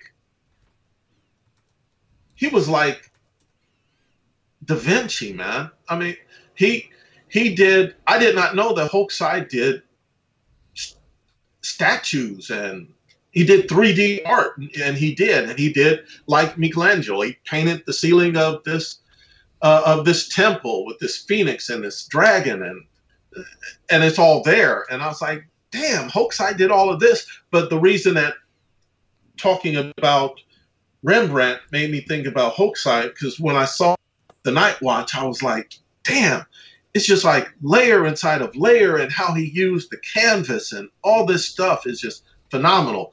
Hokusai used, when I was able to see originals of Hokusai stuff hanging up there, and it's on paper, which has a very distinct texture and color, you could see how he would use his pigments in an opaque manner, and it was completely covering, and you couldn't see anything but the pigmentation and the shape, and then how he would water it down and allow the texture of the paper to come through, and he would have interplay between the two and with the objects he was creating. And it was just like, and I didn't even know it, but I was just standing there and I was weeping and I was watching, and my friends were like, man, this is touching. I said, this is, I'm gushing right now because I can't completely explain how phenomenal the work is. And I'd have to have stuff like that in the Oval Office, stuff that affected me like that, because at the moments when these people were working my very last nerve and I want to put my foot deep off in their ass bone, I need to look at that artwork and remind me, okay, man, chill. Chill. It's going to be okay. Yes, we see that this senator's come in and he's full of shit, but okay. Just chill. Just chill. Don't throttle him. Look at Michelangelo stuff for a second. Okay. Now look at Hokusai, and look at that Rembrandt right there. Okay. Now we can deal with this legislation. All right. As someone that has found success in both the commercial art and indie art worlds, can you describe how you were able to put yourself in that position? Hard work. I mentioned friends before. Friends. There's so many talented people that I know. I have tried to be helpful to some of them because I know that I have been helped.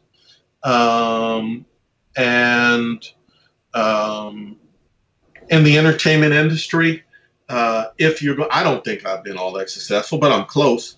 And hopefully we're getting closer every moment to some of the stuff I really want to do. Hey, with shameless plug, with your help on the Kickstarter campaign, we'll be even closer. But I think that you have to be in the right place at the right time with something that's marketable. And unfortunately, being marketable doesn't mean that it's good. It just means that it's something that will sell. I hope that whatever I'm doing, because I have a lot of other stories in my head than those I've mentioned, and some of them are in the breakdown position and ready to go as soon as the opportunity is there. You need friends, you need family, you need knowledge. I'm lucky that I have, outside of the art area stuff, I have worked a lot of production jobs within the entertainment industry. I was, like vault manager on a TV show, a daily TV show. So I saw how that was made. I was in Warner Brothers management trainee program, so that I see how films are made and how stuff happens inside the walls of a studio lot. I've worked on indie and mainstream films outside of that. And so accumulate that knowledge, have a handful of friends that, you know, can have your back and for whom you would be willing to go to the mat. So I think because of management trainee program, I was hooked into that because of a friend. And I met that friend because I was working on a Spike Lee movie way back in the day called Get on the Bus, just as somebody in the office and on set as a PA. And then I was functioning as the second assistant director because I was the one wrangling the talent and all that kind of stuff. Well, you know, I met people there that eventually helped me to get into the position at Warner Brothers. So you got to have friends and you have to expand your knowledge and you got to do that kind of stuff. And you can't do it in a what have you done for me lately attitude. You have to do it because that's who you are. If they can't do anything for you, then maybe they really aren't your friend. Or no, if they aren't willing to do something for you, then maybe they really aren't your friend. And if they are, then cool. What's one thing on your bucket list that you've already accomplished and one thing still unchecked? Going to Japan was definitely one. I don't know if I'm allowed to say that, but it is. Stuff I haven't done. Man, there's so many things I haven't done. Let me think of something on it that I definitely would like to do. Like there's certain things in terms of travel I definitely want to do. I want to go to Egypt, but not just Egypt. I would want to go on the Nile. Okay, that is a good bucket list thing because I would want to do this. I would want to go all the way down the Nile to the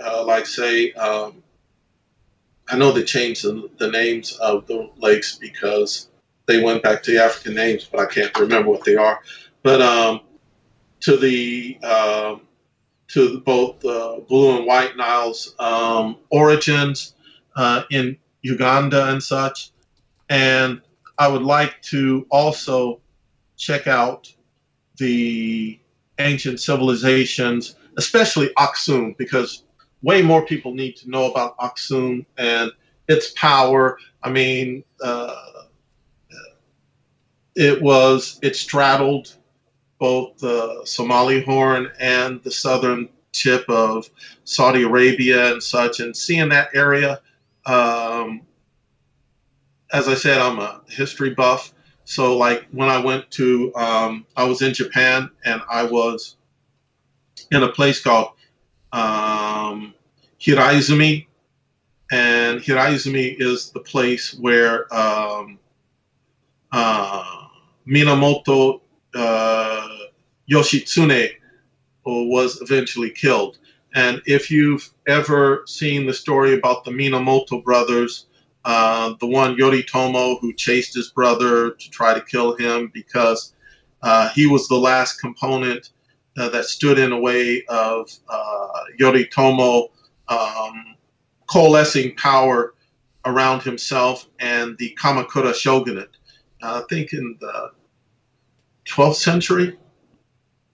But like standing on that hillside where his forces were fighting against the forces that were attacking him, and where like he had to set his house on fire and kill his kids and then commit seppuku. You could look out there and you could see pretty much what he had to see as he was looking at the end of his own existence. I'd like to go to some of those type of places in like where Aksum was and see what those people lived and absorb it. Maybe I can take it and turn it into a story at some point in time. Definitely. What's something new that you learned recently?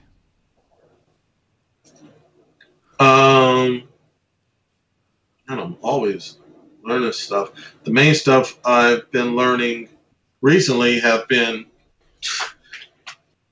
related to my campaign, and that's irritating stuff. I don't want to go into that.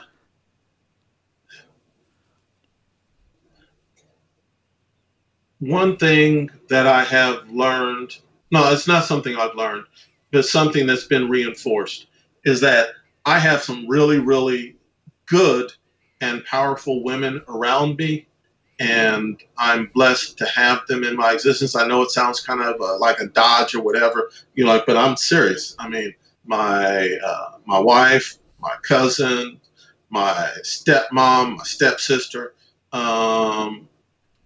they consistently remind me, and my sister too. She's done some wonderful things. They remind me how lucky I am that these folks are in my life. So I know it sounds kind of corny, and maybe it sounds like I'm trying to dodge, but nah, every once in a while you need to be reminded how cool the people around you are. I don't think that's a dodge at all.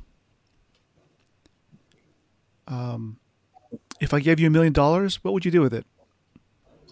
Make sure that I was solvent and that my properties were properly put into development under my singular terms. And that doesn't mean I would use all that money. I could do all of that for less than $100,000. A bunch of it would go into charity at my own church, my wife's church, some other things that I know would help students that are coming up and such right now.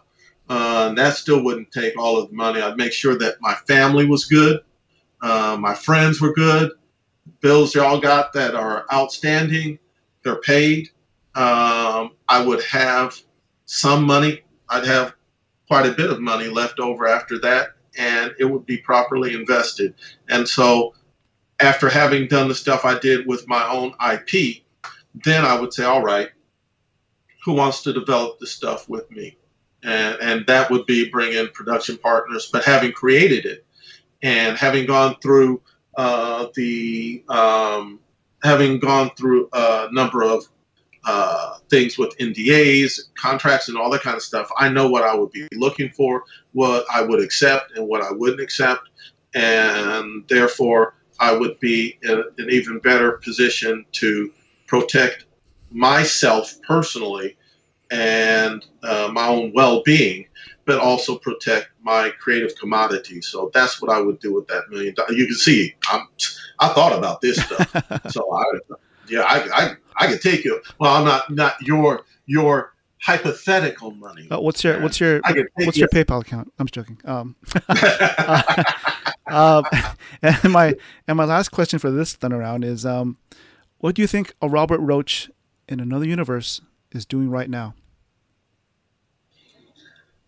Oh, in another universe, his stuff is already popped off, and hopefully he is working hard to keep it going well and also counting his blessings.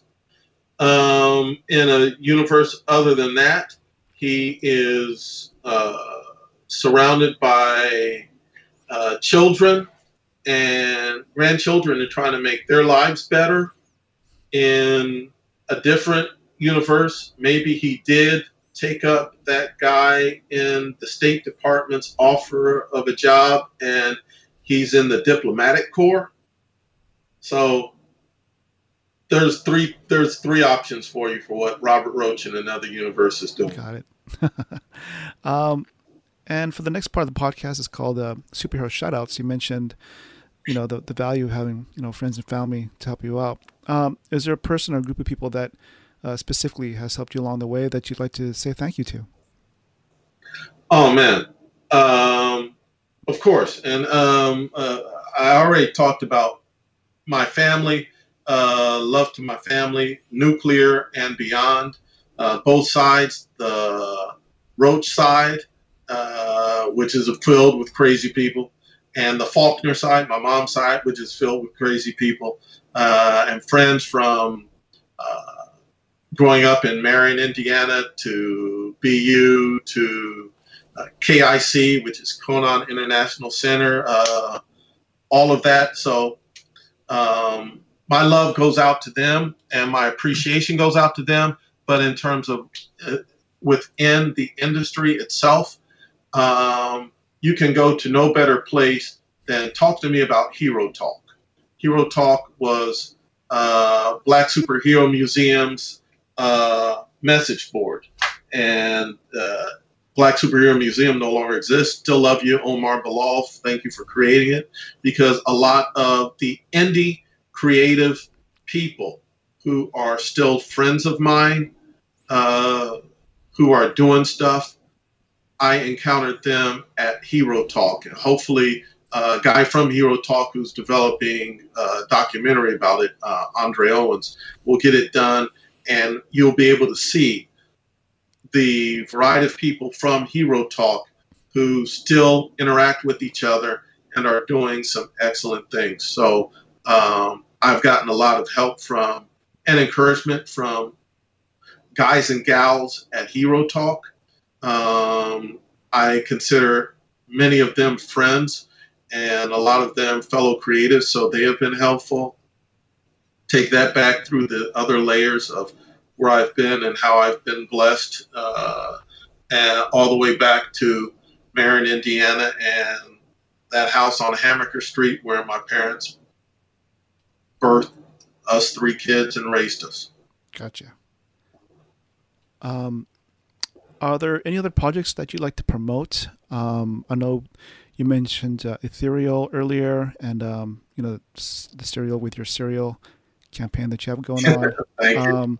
Also Menthu, that I think you do with Hannibal Taboo, right? Yes, and that's coming out. Yes, and also thank you for that option. Yeah. Yes, go ahead. And also, lastly, before the podcast, we were also talking about conventions, and you mentioned about a convention that's coming up in October that's happening in Pomona. Yes, absolutely. I'll reiterate that my cousin is on Council for the Arts in Pomona, and there's an excellent, it really deserves more attention, place called the Da Center for the Arts, and Da is D-A. I don't know what Da means, but I guess I really should ask. And they are working with me to develop a one-day convention. It's going to be free. So anybody who comes through, you don't have to pay for anything at the door. Plenty of shops and such close by. And I'm going to keep it real because, I'm so shy. I don't like to say my own opinion or what I think or whatever. So I'll come out of my shell. Pomona has a spotty reputation, and some places it's well deserved, and other places like daggone, I've gone through it now a number of times, and I'm like, this is nice. Why don't more people know about this? Because y'all only talk about the spotty stuff. You guys need to show more of the good stuff. And this is a really, really good stop. It's a really, really good shop. It's a really, really good place for students and such to learn about art and grow.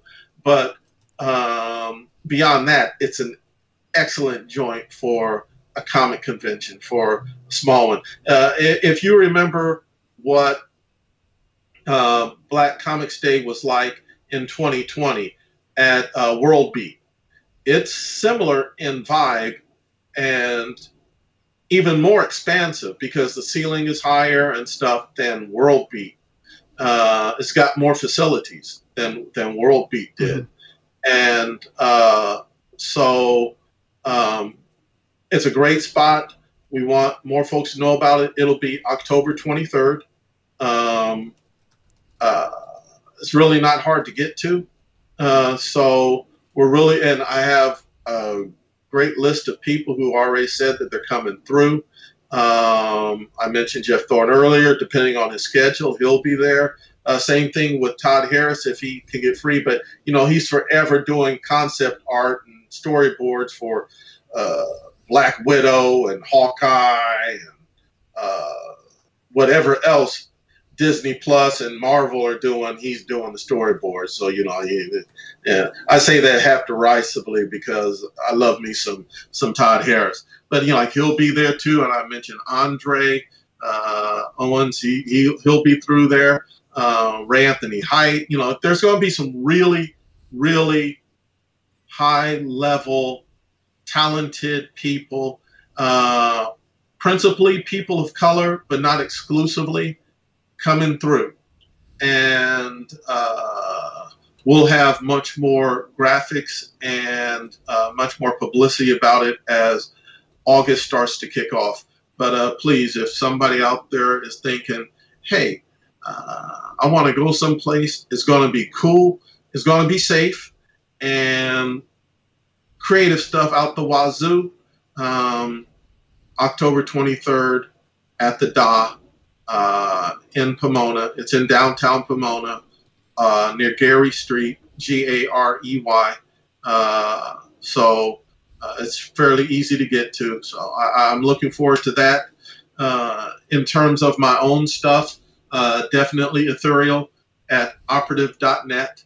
Operative, the way you would spell it in a dictionary, .net, the way you would spell it in a dictionary.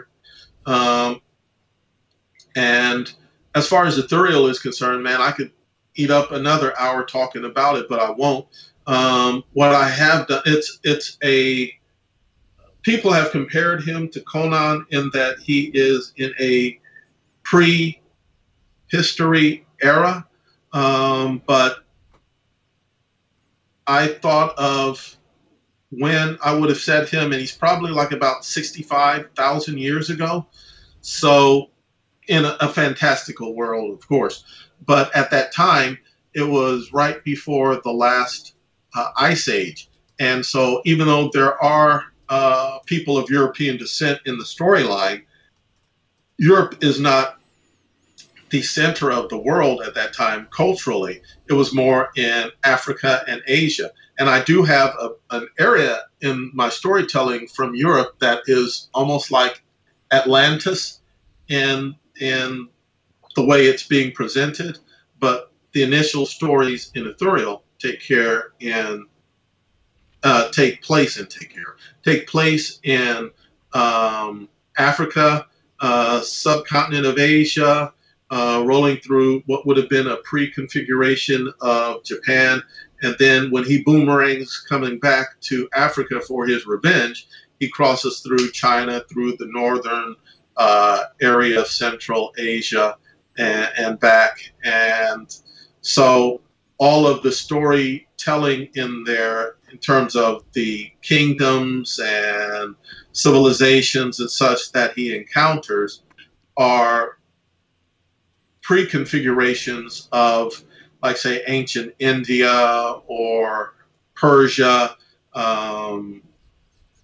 of some of the African kingdoms I've mentioned earlier. I don't refer to Okinawa.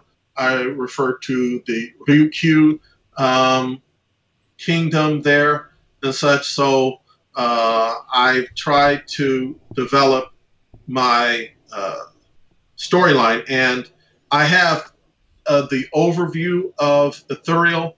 Right now, what I'm showing at Hannibal's place is simply chapter 1. But as far as volume 1, which is his first 5+ years of adventure, it takes up 36 chapters. And I have like about 7 of them completely written. And I have the overviews for all of it done. And I've done it in this way so that if in the future, because I do intend to have a Patreon for this project, if in the future I'm able to get it set up the way I want to, I can bring in other writers and other artists and say, hey, please go crazy on chapter 7 and 8. And here's the overview, and here's what happened before, Here's what happened after, and this is going to happen in the future. So you have to keep these parameters in mind. Otherwise, carte blanche, and they can use my outline for it and just go crazy. So that's ethereal. Menthu, you mentioned Hannibal. Hannibal Taboo, not the guy from Carthage.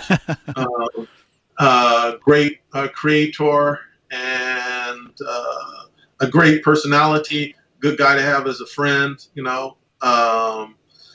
He wrote a 3-parter with a demon, a wayward angel, and ethereal, all in contention with each other. Phenomenal story. If we are successful with the Kickstarter campaign, and if we can get into some of those stretch goals, Menthu is the first stretch goal. I have issues 8, 9, and 10 drawn. They're scripted. They're just waiting to be inked and colored. That's where any stretch goals monies will go. I got John Jennings waiting for me to get ready so that he could do the covers for 8, 9, and 10.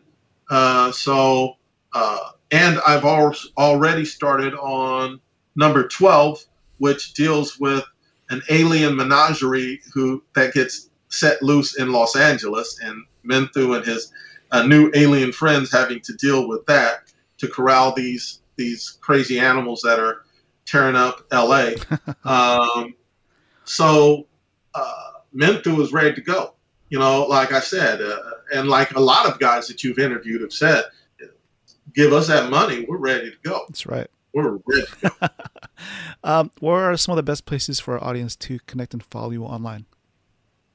Online, you can find me at Facebook. You can find our own dedicated website at hometownprods.net. That's hometown, like you would figure, going back to your hometown. P as in Peter, R-O, D like David, S like Sam.net. And I am at Instagram at a place called Goki Buddy Artist, Goki, B as in boy, U-R-I, M like Mary. I'm sorry, not I, and then artist. And yes. and Goki Buddy literally means cockroach in Japanese, right? That's correct. So that's my name. And Japanese really can't pronounce the word roach. You figured it would be a really, really easy one because in English it's fairly simple. But they come out with something, rochi. Robato Rochi. If I was to say my name in a way in katakana, it would be Robato Rochi, not Robert Roach. And I hate that. It just sounds so rank. When people say Rochi, I say Goki Buddy wa ii desu. Or that means Goki Buddy is fine. And they usually freak out, and I say, well, no, my name means Roach, and I'm not freaking out over it. And I usually twist some Japanese heads because I can write the kanji for Goki Buddy, and it's really rare, and people freak out. And they're like, whoa! So Goki Buddy Artist is that, and same thing with my Twitter, it's Goki Buddy. How long did it take for you to become fluent in Japanese? I'll tell you when I get there. But to get to the point where I was when I left, it took me about 3.5 years. But I still feel, even though I've had a regression in my reading and my writing skills and some of my grammatical skills, you could drop me anywhere there right now, and with no money in my pocket, and I'd be okay. I could ask questions, get directions, have decent conversations. I was going to say deep, but it wouldn't. If I was butt naked in the middle of Japan, my first conversation would be like, where can I get me some clothes that fit? The fit would be a hard part. And where am I? How can I get in touch with my peoples that I know? Where's the nearest train station? Those are the deepest questions I would have initially. But we could also talk about politics and the weather and what's the status of the vaccines rollout in Japan. And we could have other conversations. So I'm not going to make it sound like I am below an intermediate level, because I'm easily there, but I used to be much above that, and I probably need to get back to that much above that level.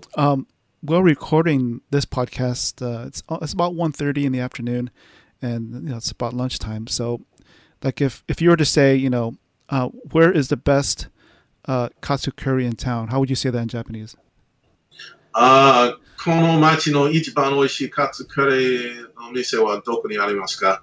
絶対僕はペコペコだからカツカレーがちょっと欲しくなりました。So I went beyond that. I said, where's the best katsu curry shop in this town? Because it's 1:30 and I'm damn hungry. I want me some katsu curry. Nice.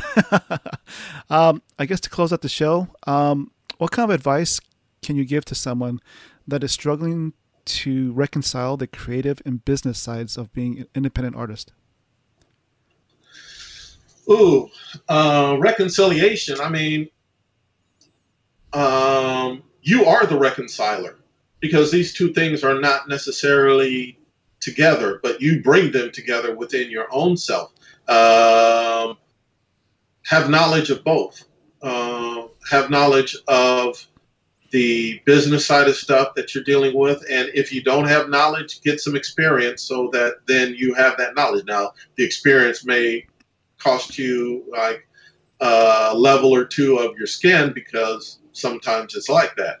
But you'll learn, you'll scab up, you'll heal, and then you'll have that knowledge.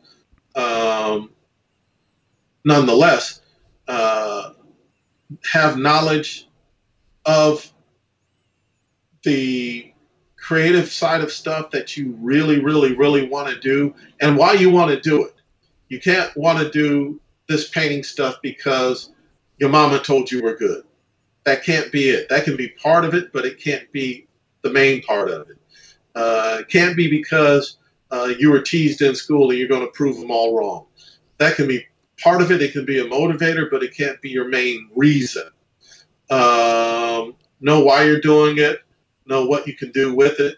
Develop your skills so that it can be done well by you or by the people that you amass around you to do it. And also be aware that everything I just talked about really doesn't automatically have something to do with the business side of stuff. So if it doesn't, then you in and of yourself are the conduit by which these things connect. And so be aware of that and what it requires of you, and be ready to handle your business in that regard. Thank you for that. And also, thank you for being on this episode. Each time I talk to you in person, it's like I think to myself, wow, I wish I was recording this conversation. So thank you for coming on. It means a lot. Thank you for allowing me to, Aaron. I mean, people need to know that I hollered at you and said, hey, what are you guys doing with the podcast? I'd love to holler at you guys if I could. And you were gracious enough to say, who are you again? You were gracious enough to say, oh, yeah, man, what would be a good time? So people out there need to know what an excellent guy Aaron Nabus is. Thank you so much. And, I can't wait to see you in person again. Yes. So, and man, please, if time and space and concerns allow, come check us out in October, okay? Because I'd love to have you podcasting and hosting panels and all that stuff. Well, I've put that date down on my cal, and I'll talk over with Alex, and we'll see what we can do. Yeah, tell Alex I say, hey, man. Will do, man. Will do. Before I let you go, is there anything else that we missed that you'd like our audience to know about? No, I really appreciate all that you've allowed me to do and all that you've allowed me to discuss in our conversation, man. Much, much, much appreciated. My pleasure. thank you for listening to the Holly Show podcast. And thanks to my guest. One thing, I love that intro music you have. Oh, really? Love it. Yes, I do. I will send you the link for it if you want it. Okay, cool. It's royalty-free music, so anybody can use it. I figured you'd have it, but it's good stuff. Okay, cool. Thanks to my guest, Robert Roach. Please give him a follow and consider supporting his trade paperback, The Roach, At War with the Cause, which is available to back on Kickstarter until Saturday, August 7th, 2021. If you love noir, detective stories, or just well-told stories in general, please check it out. As you know, we love putting the spotlight on independent pop culture creatives like Robert. If you have a suggestion for a potential guest, please let us know by reaching out to us on social media or by filling out our contact form on our website, hallh.com. If you believe in our mission to be the voice of independent creators, we would appreciate a rating, hopefully 5 stars, and a comment on Apple Podcasts. And please spread the word on social media using the hashtag HallHShow. Peace, cheers, and stay safe out there.